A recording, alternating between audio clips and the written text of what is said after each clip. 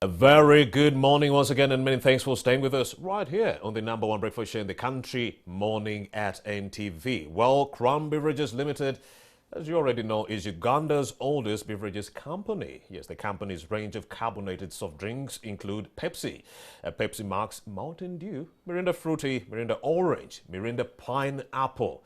So sweet. Mirinda Green Apple. Yes, we've also tested that one. Evervest Tonic and Nirvana Water in 3 varieties, namely tangerine, strawberry, still, and sparkling. So many products courtesy of Crown Beverages Limited. You wouldn't believe the products are so amazing. And we also do have the CEO. Now, Crown Beverages Limited is 100% Ugandan owned, if you actually didn't know. And it has a good corporate social responsibility in that regard. Yes, it with major investments in sports, if you didn't know. In education, they have investments there. In music, in health, we shall expand more on that. In entertainment, in plastic recycling, and other community initiatives. Well, here with me in the studio this morning is the Chief Executive Officer. We've been humbled for him to visit us, Mr. Pade Muramira, and he joins me right now on set. A very good morning, sir. Good morning, Remy. I just mentioned the whole list, Mirinda Orange, Mirinda Pineapple, just so that the viewer could be able to understand what we are talking about. Crown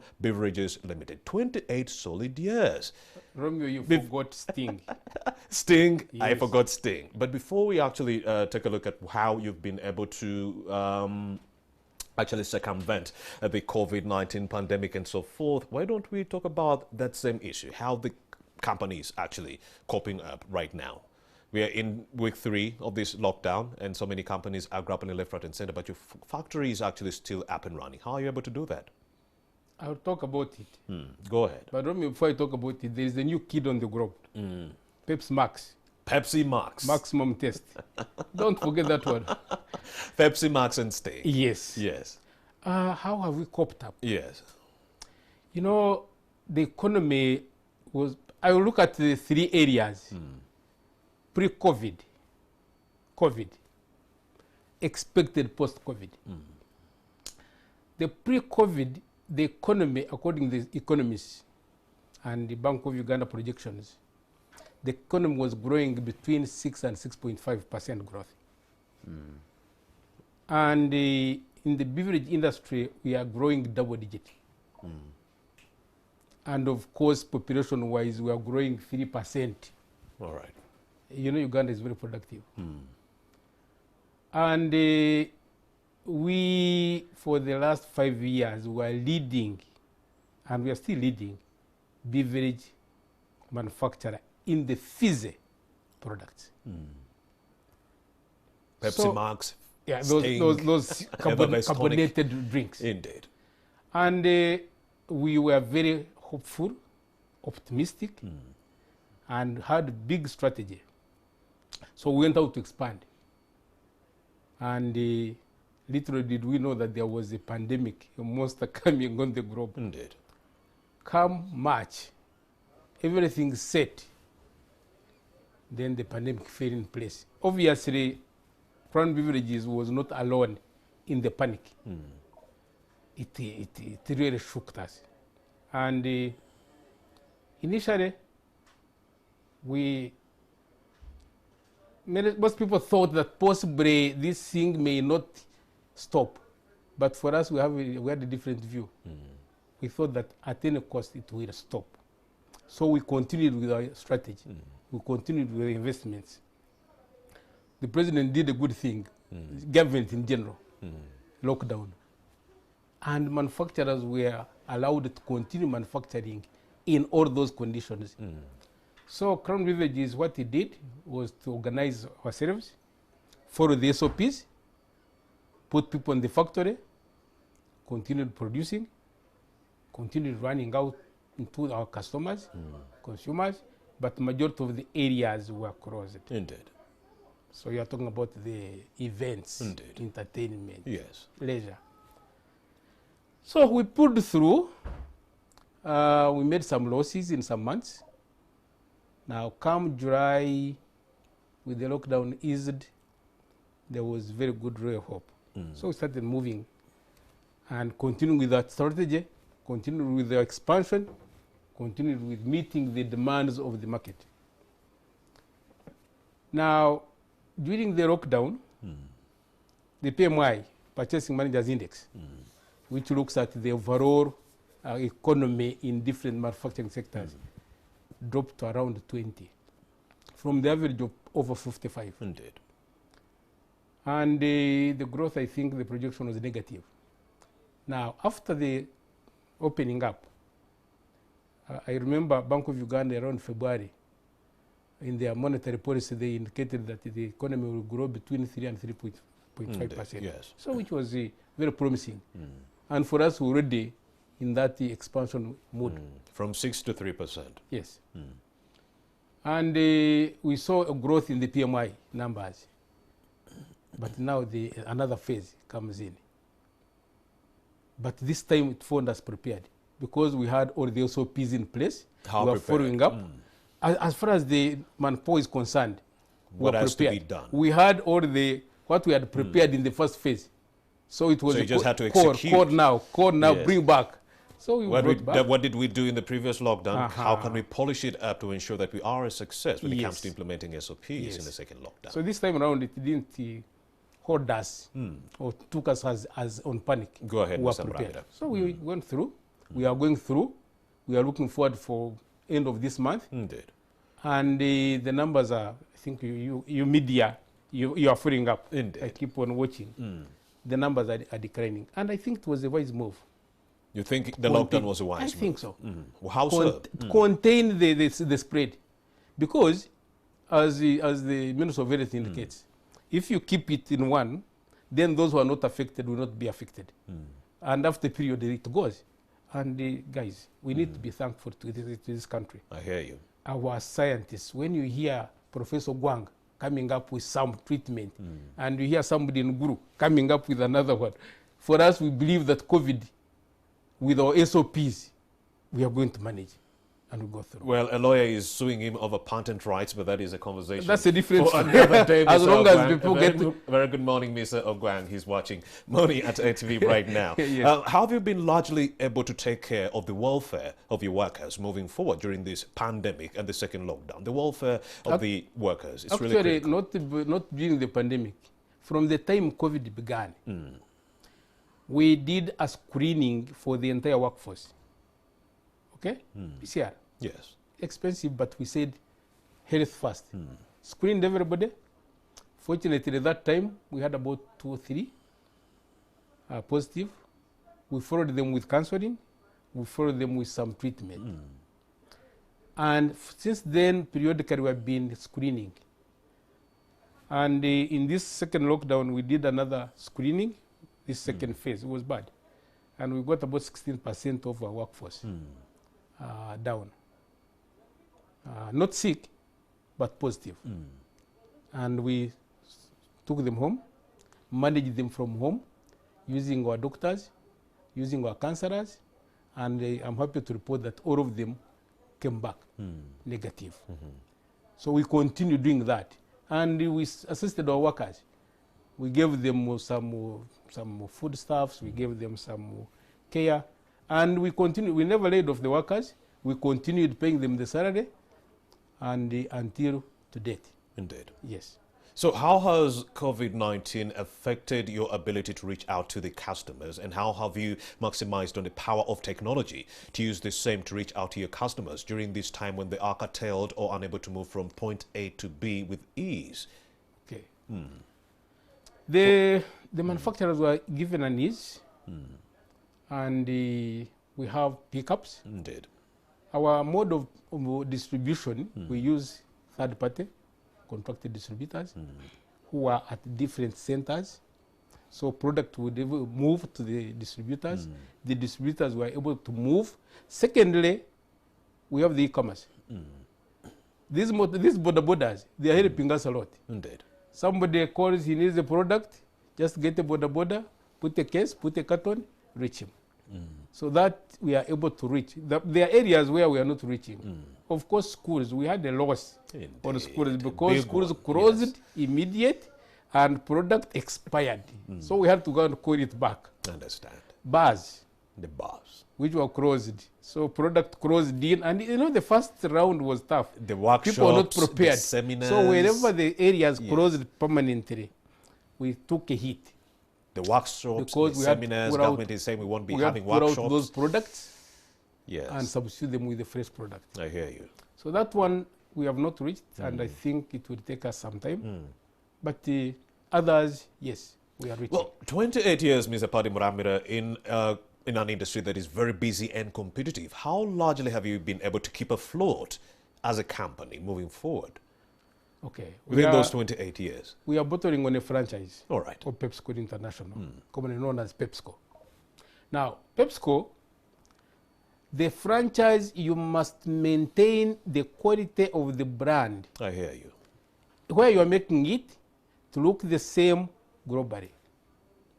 Number two, they do intensify monitoring. They send people who don't know. They come, they pick product, send it to New York, test it, give us reports. I can tell you, Romeo, Yes, sir. last month we received an award. It's called Caleb Branham Award of Excellence on quality. And 3 years ago, you For- did receive the Top Taxpayers Award. in That is Africa. We shall get another to that. accolade. Yeah, just a number. We had many accolades, but Great this resume. particular one on quality Yes, was exciting to us because not many companies win it. indeed. We had been in the top scoring on quality for the entire 12 months I see. in 3 dimensions: Very impressive. the product in trade, the site, and the equipment that makes it, the packaging. So in all those 3 dimensions of trade, of safety, of quality, we have been scoring highest marks, and we got that award because of consistency for 12 months. That was a very good achievement. I thank my Let me my take team it for back doing that. 3 years ago. The Top Taxpayers Appreciation Award in 2018. That was really, really huge. So how does a company like Crown Beverages Limited stay tax compliant in the midst of so many changes in our economy? You see, Romeo, you mentioned it. Number one, and most important to us, Crown Beverages is the success story of the divestiture. The 3 local shareholders, local in its totality, local shareholders, Amazing. Dr. Amos Nzei, Dr. Margaret Chigozi, and Grace Kayoboke, 3 Ugandans, Great. bid for the assets of Lake Victoria in 1993, and for the last 5 years where I've been in charge, we have been making profits. Now, we are the biggest taxpayer in 2018, and not only biggest, most compliant. You know, there are 2 different things: most compliant, and that can be confirmed from URA. How did we manage this? Number one of our values is integrity and good corporate governance. We keep our records straight. Number 2, the employees we work with, they don't work for the company. They work with the company. It's a family. Yes. You know, when you work for a company, you are an employee. Indeed. When you work with the company, you are one of the So owners. I heard, yes. So that is how we have managed to achieve what we have achieved. Indeed. Yes. So while plastic is the cheaper and easier packaging option and is what most industry players would go for, we understand the dangers of plastic to our environment. Let's talk a little bit about preserving the environment. What is Crown Beverages Limited doing in this sphere to address the same challenges on the environment, plastics? Romeo, I will bring you outside Crown Beverages and take you to PepsiCo Global. Yes, the international player. PepsiCo Global is concerned by driving sustainability in growth in the long term, but leaving an implant in society and environment. Now, you could be familiar with the slogan for PepsiCo, performance with purpose. Now, in the sustainability goal, we are looking at utilizing the plastics in a manner that is not harmful to the environment. Number two, we are also looking at global warming. And that area, we want to try to use solar, wind energy in that context to reduce on the global warming.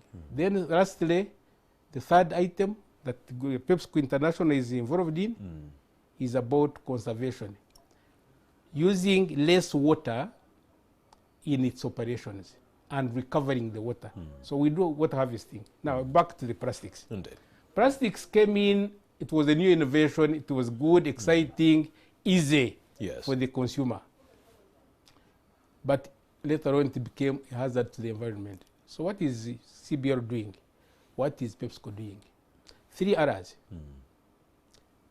Reduce. Yes. Recycle. All right. Reinvent.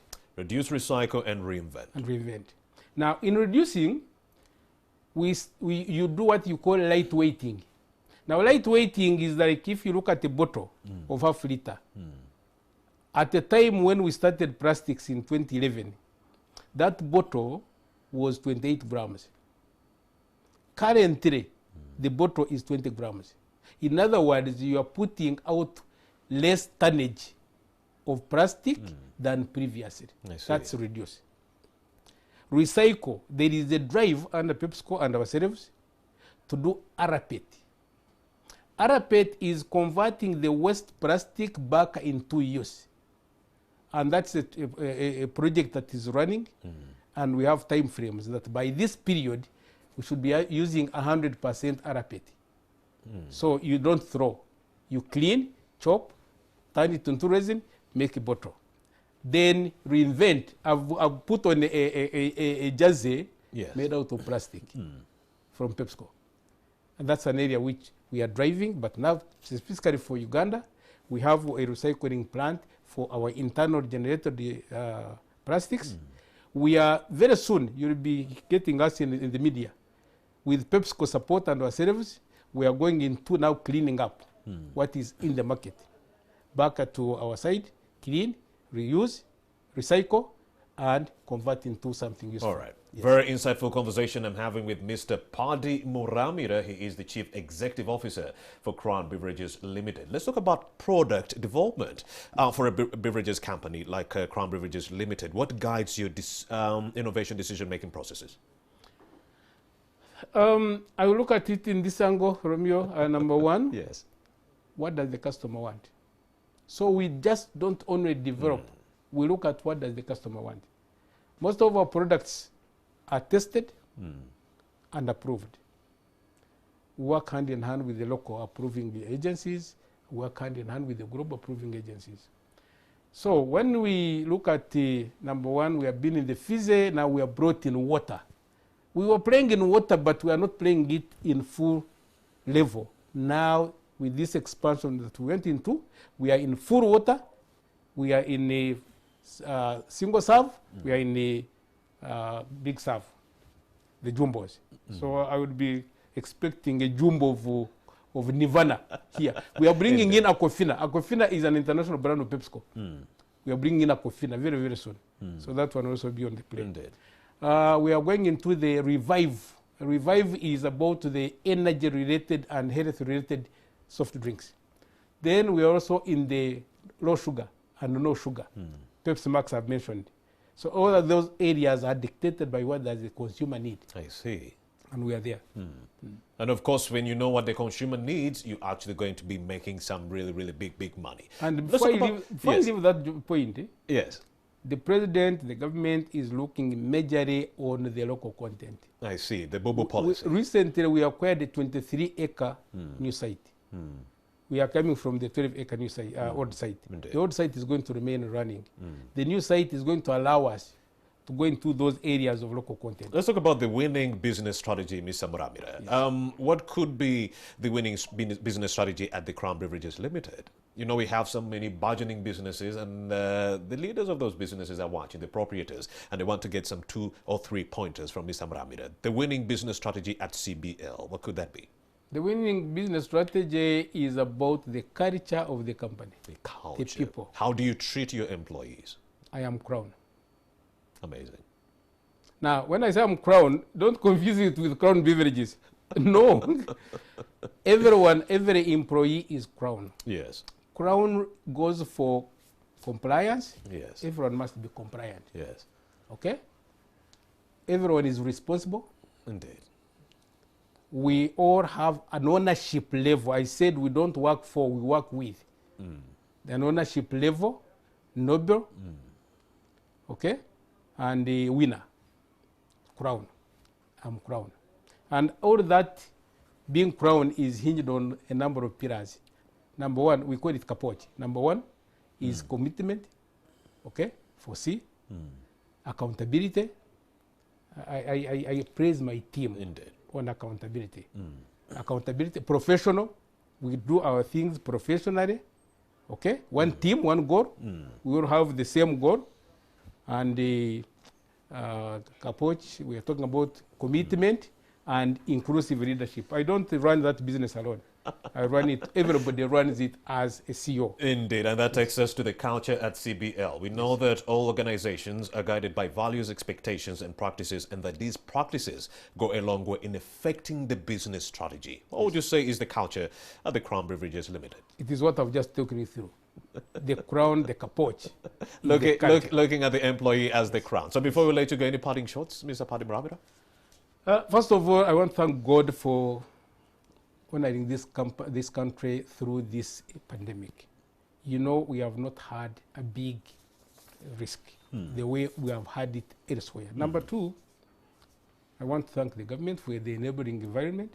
Obviously, we can't take that one for granted. Of course, you talked about the pandemic, and I can't let you go before talking about this very, very pertinent issue. I'll add you some 5 minutes, Mr. Paddy Muramira. Yes. The issue and the fact that Crown Beverages Limited is investing in health. We want you to actually guide us more on what kind of work you're doing within this health sector. We do support different sectors through different organizations. Number one, the recent one, we are taking a CT scan to Tsoro. You're taking a CT scan to Tsoro? Yes. The people in Tsoro, we realized that they have to move to Kabare or Mbarara. And we took that venture and we said, let's take a CT scan. So in different organizations, depending on how they come. But Romeo, I can see time is running short from you, but I wanted to say something about taxation. Please go ahead. We have some 5 minutes. You mentioned about taxation. We are a big taxpayer. I want to make an appeal to the government, the parliament. We have been pleading, and the president gave us his word that the excise duty, if you look at excise duty in East Africa, we are the highest. Go ahead.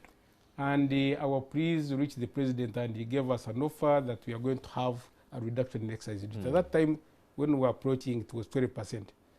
And he had given us an assurance that will come 10%. And unfortunately, now it's 18%. So that puts us at a disadvantage with the other countries. We can't export to Kenya, for instance. Our product is more expensive. Now, there is also a double taxation which is in the offing starting this month. A tax on plastics. Indeed.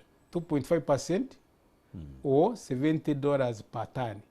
That is going to kill the business. Indeed. Because, you see, we price our product based on the cost of making the product and to meet our overheads and get some profits a bit. Now, the cost of material is going to go up because of the tax, and again, meet it in the excise duty on the finished product. That's a double tax. So my appeal to government is that please revisit that tax. What about the lockdown itself, Mr. Paddy Muramira? Do you think it's going to actually affect businesses more if it is actually lengthened or increased the time of this lockdown? The Ministry of Health guidelines, and which we all support, is that we need Ugandans live. All right. than the business. All right. Yes. Pade Muramira is the Chief Executive Officer of Crown Beverages Limited, and we couldn't have been more prouder to have you grace these studios to talk about what you've been doing for the last 28 years. Thank you very much. Welcome. And indeed, to you who has been watching Morning at NTV from 6:30 a.m., we just laud you for that undeterred love and support. My good friend Gilbert Kadiro is already here from the National Identification Registration Authority to talk about how best you can get your NIN number within 3 days. Did you know that it was possible?